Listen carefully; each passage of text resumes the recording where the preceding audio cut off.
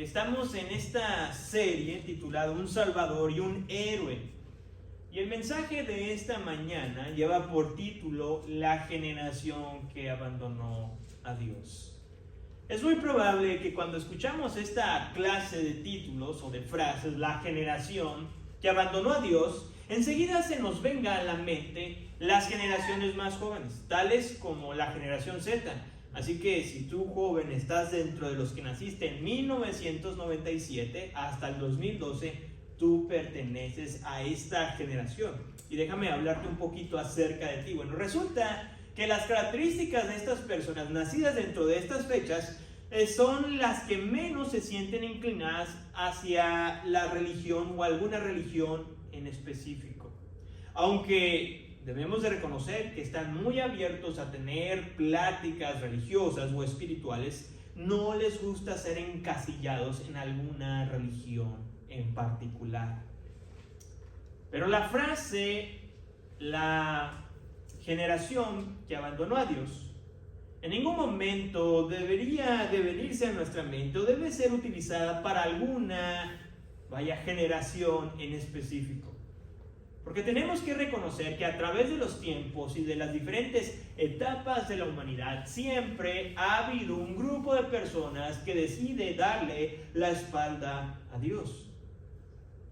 Por lo tanto, en un mundo que es completamente antagónico a todo lo relacionado con Dios, pasar la estafeta o este bastón del evangelio en las próximas generaciones, en lo absoluto no parece como esa carrera de relevos que vemos en las Olimpiadas, donde la multitud emocionada empieza a apoyar a su equipo.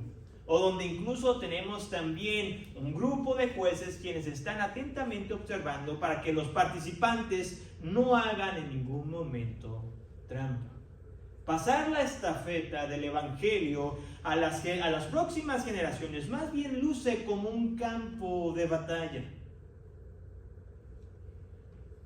donde las balas se cruzan de un lado al otro, donde son pocas las personas que de alguna u otra forma se sienten emocionadas por tu tenacidad de llevar la tarea que Dios te ha encomendado, y donde incluso son más los que esperan que fracases en la misión que Dios te ha dado. A pesar de que, como suena un poco peligroso, algunas personas han decidido obedecer a nuestro Dios y han decidido tomar este riesgo de obedecer al Señor, de compartir el evangelio a las otras personas.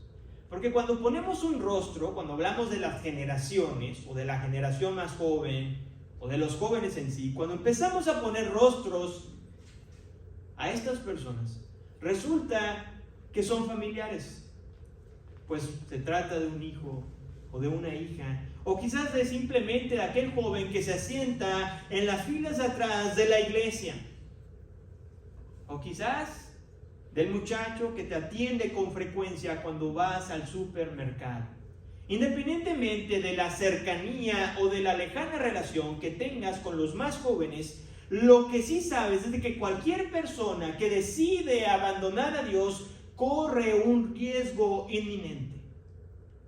La generación que abandonó a Dios no se trata de una historia del pasado, sino es algo que tristemente generación tras generación se sigue repitiendo.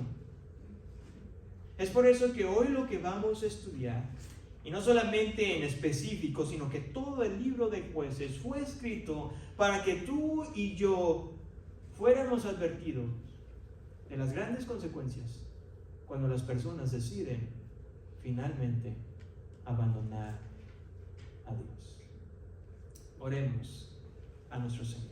Padre, en esta hora vengo delante de ti, pidiéndote primeramente que seas tú quien unjas mis labios y me des sabiduría para exponer, Señor, con pasión y con compasión tu palabra en esta hora. Te pido también por aquellos quienes están sentados en esta tarde, que sus emociones, sus pensamientos puedan estar concentrados a lo que dice tu Escritura, y que cada uno de nosotros podamos ser confrontados en aquellas áreas que aún no hemos entregado, Señor. Ayúdanos pues, Padre, a concentrarnos y a salir desafiados en este día. En el nombre de Jesús. Amén, Señor, y amén. Quisiera volver a repetir y simplemente dar una instrucción de lo que se va a tratar esta serie de mensajes. Como ustedes vieron, son muchos versículos los que vamos a estar cubriendo, por lo tanto quizás es posible el poder leerlos, pero definitivamente leer pasajes muy largos lo único que va a causar es de que pierda la atención de ustedes. Por lo tanto, en los próximos mensajes lo que vamos a estar haciendo es simplemente leer ciertas secciones relevantes y después quizás hacer algunos simples comentarios en otros textos. Pero en esta ocasión les voy a pedir que vayan conmigo ahí en Jueces capítulo 2 y vamos a estar leyendo esta corta sección del versículo 11 al 19. Jueces capítulo 2 del 11 al 19. La palabra de Dios dice así: entonces los israelitas hicieron lo malo ante los ojos del Señor y sirvieron a los Baales. Abandonaron al Señor, el Dios de sus padres, que los había sacado de la tierra de Egipto, y siguieron a otros dioses de entre los dioses de los pueblos que estaban a su alrededor. Se postraron ante ellos y provocaron la ira al Señor. Dejaron al Señor y sirvieron a Baal y a Astarot. La ira del Señor se encendió contra Israel y los entregó en mano de los salteadores que los saquearon. También los vendió en mano de sus enemigos de alrededor, y ya no pudieron hacer frente a sus enemigos. Por donde quiera que iban, la mano del Señor estaba contra ellos para el mal, tal como el Señor se los había dicho y como el Señor les había jurado, y se angustiaron en gran manera. Entonces el Señor levantó jueces que los liberaron de la mano de los que los saqueaban. Sin embargo, no escucharon a sus jueces, porque se prostituyeron siguiendo a otros dioses y se postraron ante ellos. Se apartaron pronto del camino en que sus padres habían andado en obediencia a los mandamientos del Señor. No hicieron como sus padres. Cuando el Señor les levantaba jueces, el Señor estaba con el juez y los libraba de mano de sus enemigos todos los días del juez, porque el Señor se compadecía por sus gemidos a causa de los que los oprimían y afligían. Versículo 19. Pero cuando moría el juez, ellos volvían atrás y se corrompían aún más que sus padres, siguiendo a otros dioses, sirviéndoles e inclinándose ante ellos. No dejaban sus costumbres ni su camino obstinado. Amados, para poder sacarle mayor provecho al libro en general de Jueces, debemos de entender lo siguiente, que este libro en ningún momento fue escrito de una manera cronológica. Este libro más bien se encuentra organizado, o sus historias están organizadas de una forma repetitiva. En otras palabras, los temas que vamos a estar viendo en las próximas semanas, vamos a encontrar ciertas características que se repiten una y otra vez. Porque la intención del escritor es demostrar las graves consecuencias que hay cuando seguimos o cuando no seguimos a Dios con todo nuestro corazón. Por lo tanto, los dos primeros capítulos, el domingo pasado estuvimos predicando todo el capítulo 1 y parte del capítulo 2, y hoy vamos a finalizar este capítulo 2. Estos dos primeros son simplemente una introducción una introducción de la historia general de este periodo llamado los jueces, donde el pueblo desobedece continuamente a Dios.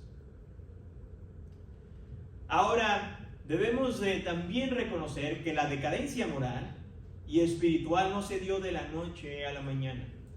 Pues resulta que el escritor en el capítulo 2, en el versículo 6 en adelante, nos dice que el pueblo de Israel, mientras que Josué, este líder militar del cual hablamos el domingo pasado, junto con los líderes o los ancianos, estaban vivos, el pueblo de Israel se mantuvo fiel al Señor, nuestro Dios. En el versículo 8 hay una muy breve descripción de este varón llamado Josué, la cual debe llamar nuestra atención. Dice así en el versículo 8, un siervo de Dios. Es la manera en como los jueces describen a este varón militar, un siervo de Dios. Una persona que trabajó para los propósitos y anhelos de Dios. En otras palabras, que puso a un lado sus metas y anhelos personales para dedicarse simplemente a perseguir lo que Dios le había dicho. Con tal descripción, porque no es una descripción simple o a la ligera, sino que es una descripción de mucho peso, sobre todo en la Biblia, cuando se dirige hacia una persona, un siervo de Dios, pudiéramos pensar que dicha persona había dejado un legado de hombres al servicio de Dios. Sin embargo, el escritor nos dice que tan rápido murió Josué y todos aquellos líderes o ancianos de la generación de Josué, el escritor nos describe que se levantó una nueva generación que no conocía al Señor. Quizás te estés preguntando en este momento, si es la primera vez que escuchas esta historia del libro de Jueces, ¿qué fue lo que pasó? ¿Qué pasó? ¿Es acaso que esta nueva generación ignoraba por completo los milagros que Dios había hecho cuando sacó a su pueblo de Egipto? ¿O fue la culpa de los padres, quienes en ningún momento les estuvieron instruyendo o contando estas historias fascinantes tanto de Moisés como de Josué? Hermanos, es muy fácil sentarse del otro lado de la historia, leer libros de historia y emitir un juicio sin haber estado ahí. Y es fácil encontrar quizás a un culpable, decir qué generación fue la culpable, si la de los padres o esta generación nueva de los hijos. Pero tenemos que ser sinceros y evaluar de que ambas generaciones, tanto los padres como los hijos, ambos son culpables. Los padres son culpables porque en su momento no se tomaron con la debida seriedad el mandamiento dado por Dios a Moisés, el cual se encuentra en Deuteronomio capítulo 6, en el cual nos dice que los papás tenían que hablar constantemente acerca de lo que Dios había hecho con Israel. Para ponerlos en palabras muy simples y resumir, instruir a sus hijos en el temor de Dios.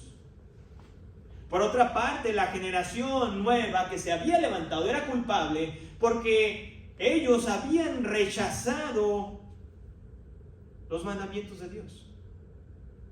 Resulta que ahí en el versículo 10 del capítulo 2, ve conmigo, versículo 10 del capítulo 2, dice así: se levantó otra generación después de ellos que no conocía al Señor. La palabra conocía tiene mayor relación o se refiere más a un problema, escúchame bien, de incredulidad que un problema de ignorancia. En otras palabras, esta fue una decisión propia de esta nueva generación de rechazar los mandamientos de Dios. No es de que ignoraran los eventos extraordinarios, tanto como las 10 plagas que Dios envió a Egipto, o cuando Dios le dijo a Moisés que partiera el mar rojo en dos, o la provisión y el cuidado que Dios demostró con este pueblo ingrato durante 40 años en el desierto. No fue que lo ignoraran, sino más bien fue de que se mostraron incrédulos ante estas situaciones extraordinarias, quienes finalmente rechazaron los mandamientos como la misericordia de Dios. Y esto nos lleva a nuestra primera enseñanza de esta historia, la cual es la siguiente: que la fe de los padres en Dios se puede enseñar, pero nunca heredar. ¿Escuchaste bien? La fe tuya, si tú has puesto tu fe como papá, tu fe en Dios a través de Cristo Jesús, tú se la puedes enseñar a tus hijos, pero no se las puedes heredar. No es como que una situación de una monetario o de algo tangible que podamos tocar y decir, bueno, la casa se queda mi hijo Juan, el carro se lo queda Juanita. Ya se me acabaron los nombres, ¿verdad? En ese momento, como que dije Juan y pues Juanita. No, la fe no se puede heredar. Porque la salvación es personal. La fe salvadora es una fe personal. Aun cuando quisiéramos pasarla hacia aquel hijo rebelde, hacia aquella persona que se ve que su vida la está llevando hacia un lugar lleno de horror y de dolor, aún así es imposible hacerlo. Porque cada persona es responsable de sus propios actos delante de nuestro Dios. Permíteme decirte lo siguiente. Dios es un Dios justo. Y Dios es tan justo que Él nunca te va a juzgar por los pecados de otra persona. De la misma manera, Dios es un Dios tan justo que nunca va a salvar a otra persona por la fe de otra persona puesta en Cristo Jesús. Es por ambos lados la justicia de nuestro Dios. Pero que en ningún momento nuestra incapacidad de salvar a nuestros hijos nos detenga o nos desanime de orar por la salvación de ellos. Así que si hoy en esta tarde hay un papá y una mamá, permíteme preguntarte lo siguiente: ¿qué estás haciendo tú para instruir a tus hijos en el temor de Dios? ¿Qué estás haciendo tú para instruirlos en ese temor a Dios? Y quizás tu caso sea diferente, tus hijos ya no estén en tu casa y hayan crecido, o tal vez estés planeando tener hijos. Así que permíteme preguntarte ahora a ti esta pregunta: ¿de qué maneras estás tú compartiendo tu fe con las generaciones más jóvenes? ¿Qué es lo que tú estás haciendo para transmitir esa fe o instruir a aquellas personas que son más jóvenes que tú?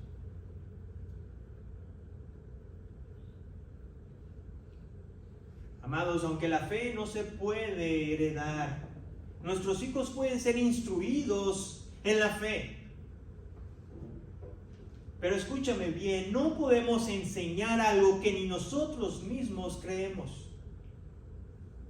¿Cómo esperamos que nuestros hijos se emocionen de venir a la iglesia cuando nosotros mismos ni siquiera nos emocionamos? ¿Cómo esperamos que nuestros hijos puedan leer la Biblia cuando nosotros mismos ni siquiera abrimos la Biblia? Amados, cuando tú como papá te conformas que tu hijo tenga una carrera exitosa, una familia estable, quizás finanzas saludables y tal vez asistir regularmente a la iglesia, permíteme decirte, padre de familia que estás aquí, ni tú mismo has entendido lo que realmente significa el Evangelio. Porque el Evangelio, una vida centrada en Dios, es aquella persona que constantemente está muriendo a su yo para que Jesús viva más en él. El apóstol Pablo en la carta de los Gálatas lo dice de una manera magistral. Y dice así, Gálatas 2:20: con Cristo he sido crucificado. Ya no soy yo el que vive, sino que Cristo vive en mí. Y la vida que ahora vivo en la carne, la vivo por fe en el Hijo de Dios, el cual me amó y se entregó a sí mismo por mí.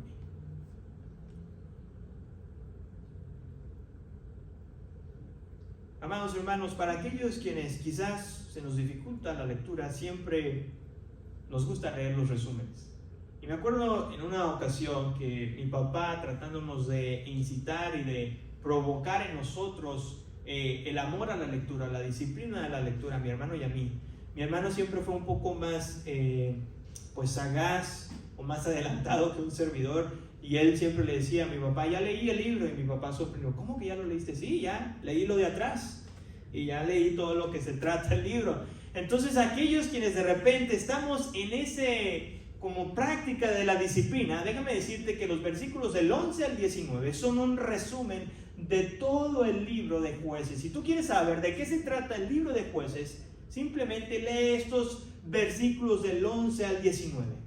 Pero permíteme decirte que no solamente son un resumen de todo el libro, sino que también es una vista panorámica de 300 años de decadencia moral y espiritual.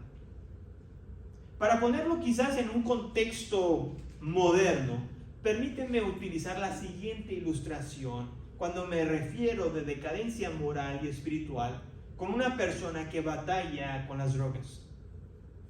Aquellos quienes en algún momento hemos conocido a una persona adicta a las drogas, sabemos que inician con una cantidad pequeña y quizás con una droga que no hace mucho daño al cuerpo.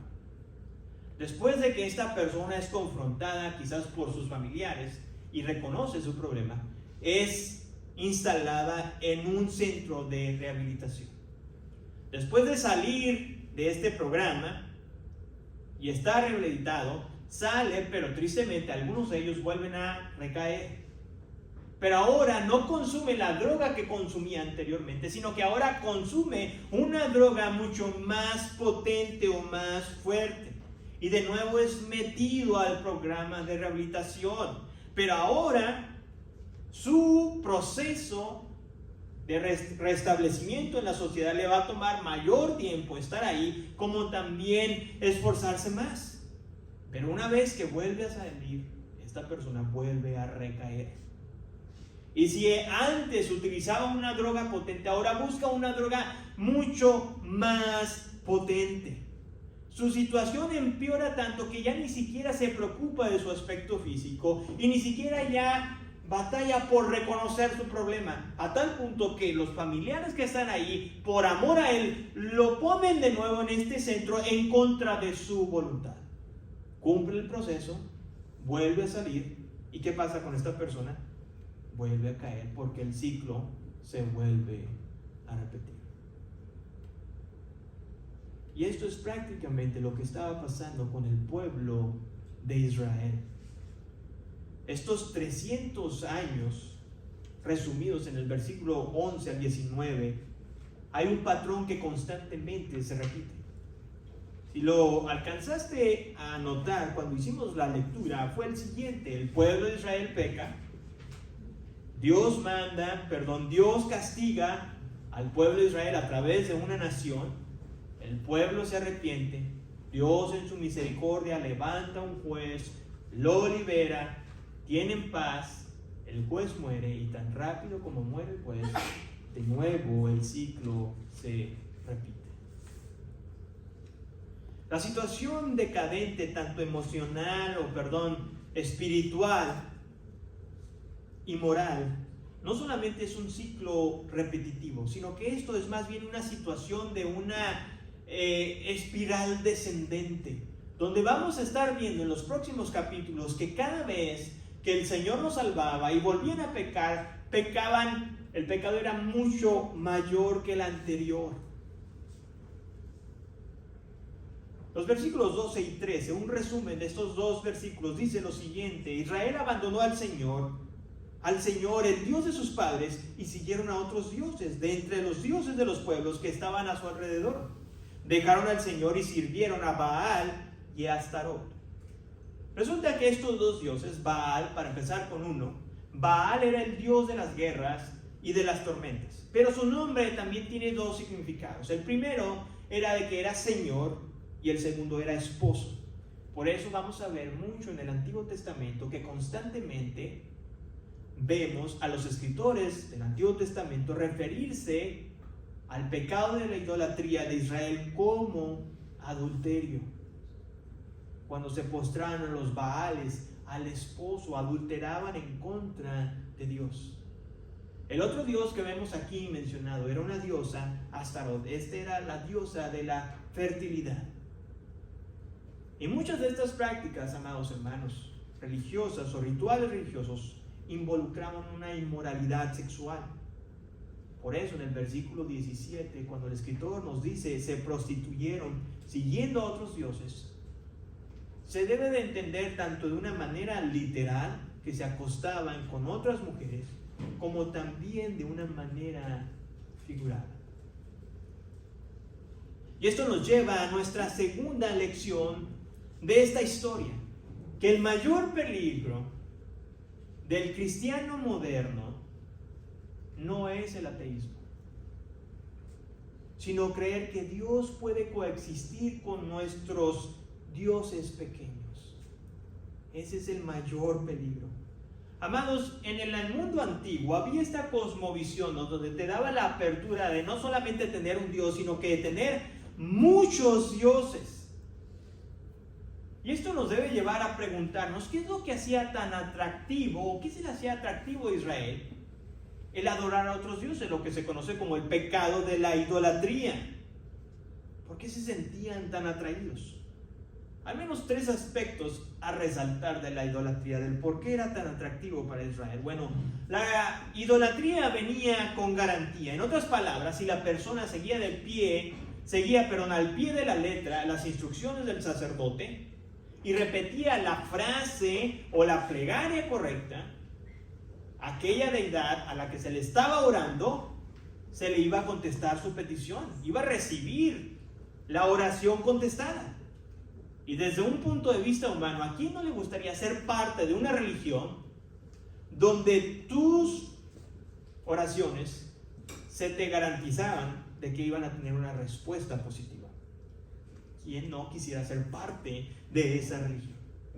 El segundo motivo, el por qué los israelitas se sentían muy, convencidos, o más que convencidos, atraídos a la idolatría, era porque esta era fácil. Aunque los pueblos de aquella región, de los cananeos, tenían que sacrificar animales para sus dioses, ninguno de sus dioses les requería tener un estándar moral, un código moral. Por lo tanto, los habitantes no se regían por ningún código, simplemente sacrificaban y vivían como ellos querían. Y este fue el proceso por el cual el pueblo de Israel veía con muy buenos ojos y se sentía tentado hacia la idolatría de simplemente sacrificar animales y vivir como a mí me place. La tercera lo encontramos, que la idolatría era erótica. En el mundo antiguo se creía que para que tú pudieras obtener una respuesta de aquella deidad, era necesario que te unieras sexualmente con los dioses.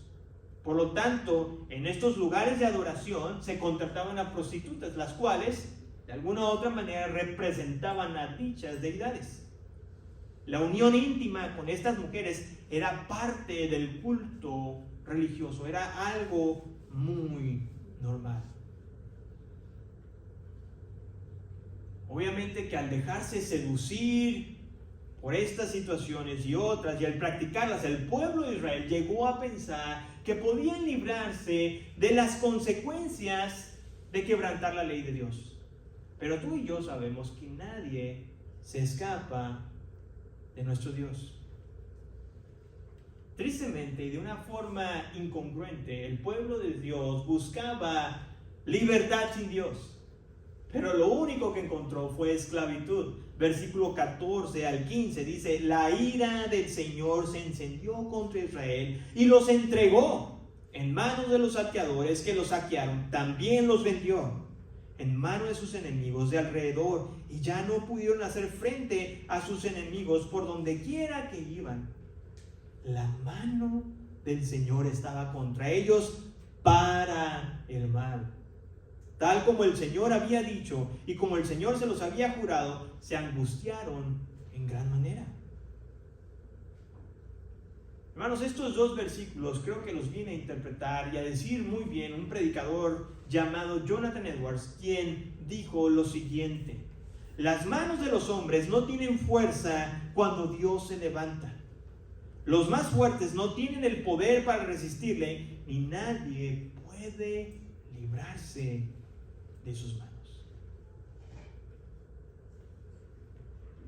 Amados, el pueblo de Dios fracasó en tener toda la tierra prometida porque querían compartir la lealtad de Dios con otros dioses falsos.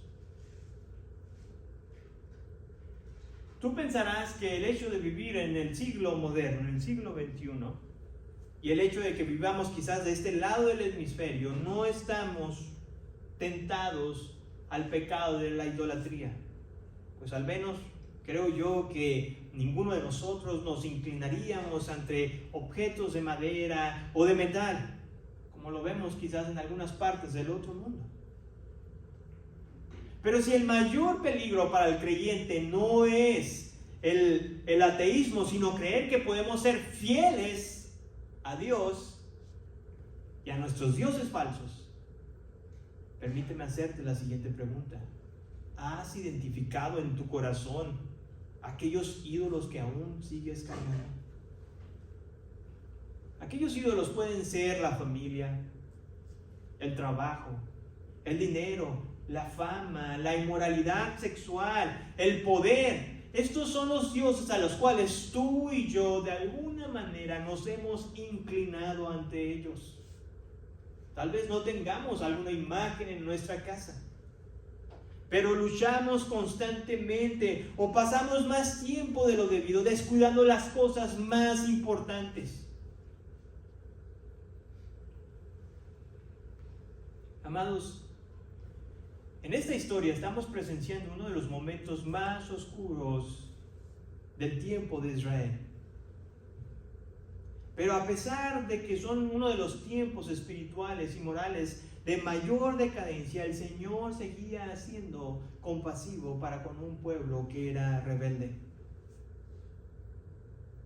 Y escuchaba, aún a pesar de la agonía, por la mano dura que el Señor ponía tras de ellos, por consecuencia de su pecado, el Señor respondía al lamento de estas personas, levantando o mandando a un juez.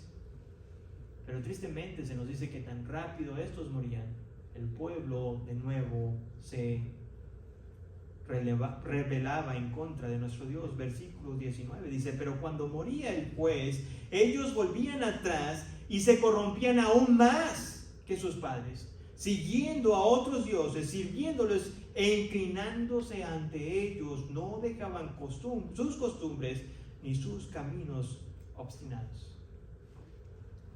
Tristemente, hay personas que prefieren vivir de las migajas de Dios que del banquete que Él ofrece si vivimos bajo su voluntad, si obedecemos sus mandamientos. El pueblo de Israel vivió bajo estas migajas que Dios les daba durante 300 años. Pero lo importante aquí es preguntarte lo siguiente: ¿por cuánto tiempo tú estás dispuesto a vivir de las migajas de Dios, de pedir perdón por tus pecados para después hundirte más en ellos? ¿Qué tan bajo estamos dispuestos a caer para entender que la manera en cómo estás conduciendo tu vida a Dios no le agrada? La tercera lección en esta historia es la siguiente: Dios usa las circunstancias de tu alrededor para probar tu lealtad. El escritor de Jueces, en el versículo 20 hasta el capítulo 3, versículo 4, nos da algunos motivos por los cuales Dios no decidió correr a todos los habitantes que estaban en aquella tierra prometida, que tuvieron que, durante ese tiempo, el pueblo de Israel tener que convivir. La primera razón fue para castigar al pueblo de Dios por su desobediencia, por su idolatría. La segunda, el Señor dejó a estos pueblos o a estas naciones paganas para también probar la fidelidad de Israel, para ver si estaban dispuestos a obedecer sus mandamientos o seguir en su terquedad. Y la tercera, para que cuando hubiera guerras con las otras naciones, el pueblo de Israel supiera a depender en Dios y no en sus estrategias militares. Amados, aunque estas naciones paganas en ningún momento se movieron y tenían cierto poder sobre Israel, fíjate lo que dice el versículo 23. Dice: el Señor permitió que aquellas naciones se quedaran allí. La resistencia o la permanencia de estas personas, de esta gente pagana, no fue por la estrategia militar o por su perseverancia, sino fue porque Dios así lo permitió. Y esto nos debe llevar a reflexionar que Dios ha permitió y va a seguir permitiendo situaciones en nuestra vida para probar nuestra lealtad a Él. Que cuando nos encontremos en problemas, en enfermedades, que el Señor nos pueda hallar fieles a cada uno de nosotros. La buena noticia es de que el Señor es misericordioso y compasivo, y Él nunca va a poner una tentación de la cual no podamos vencer a través de su Santo Espíritu. El escritor Pablo, en la primera carta de los Corintios, dijo lo siguiente, 1 Corintios, versículo 10, versículo 13, dice así: no les ha sobrevenido ninguna tentación que no sea común a los hombres.